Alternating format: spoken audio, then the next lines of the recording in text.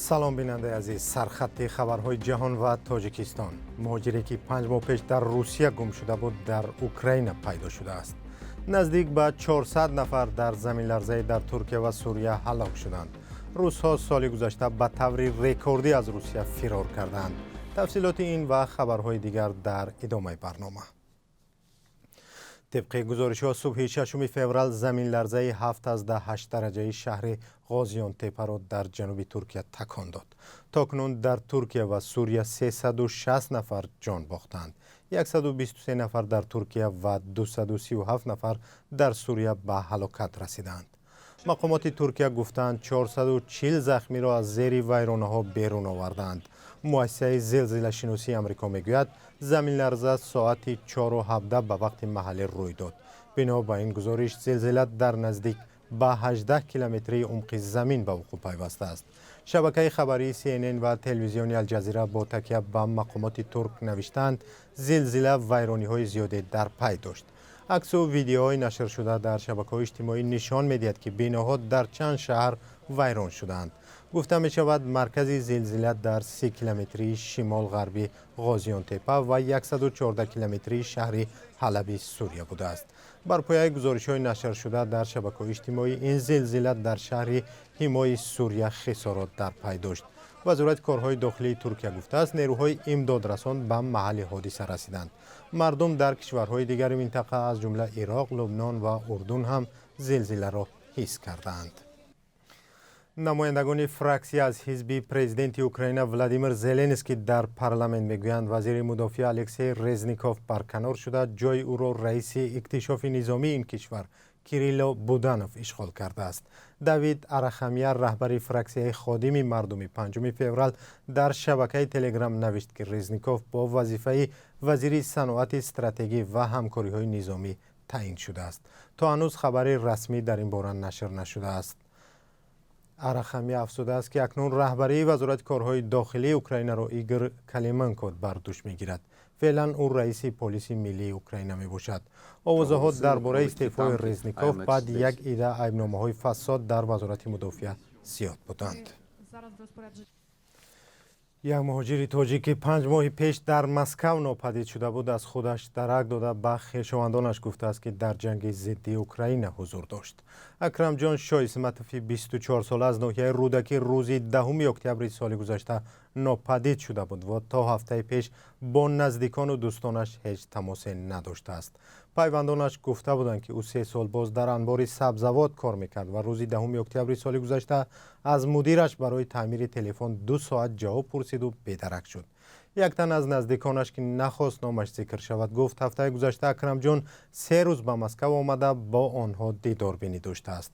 او گفته است که آن روز او را بازداشت کردند و گفتند که یا 5 سال برای نقض قاعده‌های مهاجرت زندان می شود یا به جنگ ضد اوکراین می رود.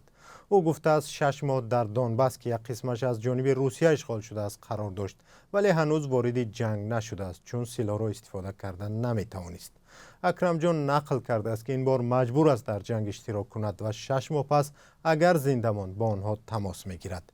احسان امینزاده یک مهاجری که اولی ماه اکتبر سال گذشته ناپدید شده بود خبر کشته شدنش در تمرینگاه بلگراد رسانه‌ای شد. مطبوعات روسیه او و یک مهاجر دیگری تاجیک را در حمله به همراهانشان متهم کرده بودند. نزدیکانشان رد کردند. در آن حادثه 11 نفر کشته و 15 نفر زخمی شده بود. واقعیت این حادثه از منبع‌های مستقل هنوز دسترس نشده است. داد و گرفت تاجیکستان با اوکراین در سال 2022 به طور نظررس کم شده است در سالی که روسیه به دلیل به اوکراین حمله کرد و این جنگ هنوز ادامه دارد. روسیه شریک استراتژی تاجیکستان است. انتظار می رفت اوکراین از همکاران اساسی دوشنبه در ساختمان انشاءات بزرگ انرژتیکی از جمله راغون گردد. با معلومات خدمات گمرک تاجیکستان که رادیو آزادی آن را روز 6 فوریه دید در سال گذشته با اوکراین با مبلغ تقریبا 16.5 میلیون دلار داد و گرفت شده است. این آمار در مقایسه با سال قبل 10 میلیون دلار کمتر است. آن را هم مالهای وارداتی از اوکراین تشکیل می‌دهد. کیف در سال 2022 با تاجیکستان با مبلغ بیش از 2 میلیون دلار دستگاه‌های گوناگون برقی، قریب به 1 میلیون دلار زردیوار و باقی مانده شکلات و شیرینی‌های دیگر داده است. صادرات مال از تاجیکستان به اوکراین در سال گذشته همگی به 118,000 دلار برابر است. اساساً میوه خشک بودند. در پی جنگ روسیه در اوکراین بردن و آوردن بسیار از محصولات در منطقه از جمله شکر خللدار شد. در سال 2022 شماره رکوردی شهروندان روسیه به تاجیکستان، ازبکستان، قرقیزستان، مغولستان و ارمنستان فرار کردند. در آمار خدمات مرزبانی روسیه آمده است که اوج بیرون شدن شهروندان این کشور به 3 ماهه سیوم سال گذشته راست آمده است. این به اعلان سفربارسازی نظامی در ماه سپتامبر در روسیه ربط دارد که آن زمان بسیاری از روسیه‌گی‌ها از سفربارسازی فرار و از کشورشان خارج شدند.